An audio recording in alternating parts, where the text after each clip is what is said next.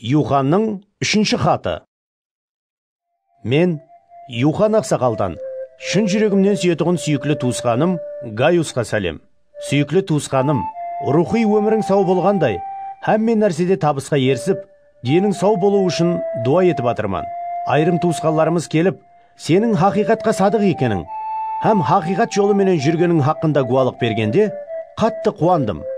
Менің үшін балаларымның хақиқат жолы менен жүргенін естуден артық қуаныш жоқ. Сүйіклі туысқаным, бейтаныс болуына қарамай, сен туысқаларымызға шын жүректен жәрдем беріп атырсаң. Олар сенушілер жамааты алдында сенің сүйіспеншілігің хақында гуалық берді. Оларды Құдайға мүнәсіп түрде жолға атландырып жіберсең, жақсы іс қылған болар едің.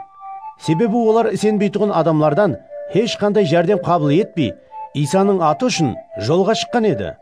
Сондықтан хақиқатқа шерік болуымыз үшін бұндай адамларды қолап қуатлауымыз керек. Мен сенушілер жамаатіне базы нәрселерді жазған едім. Бірақ олардың арасында бірінші болуды жақсы көретұғын Диотреф біздерді қабыл етпей атыр. Сондықтан егер барсам, оның істерін ашкара етемен.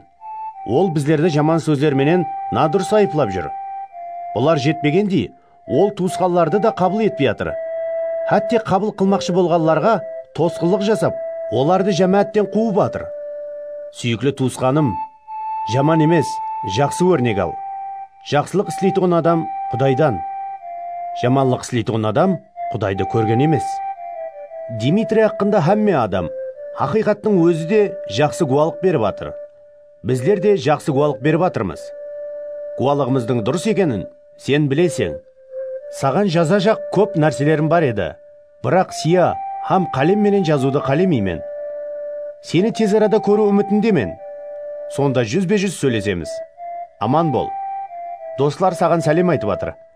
Сен де сол жердегі достарға атпа ат сәлем айтып қой.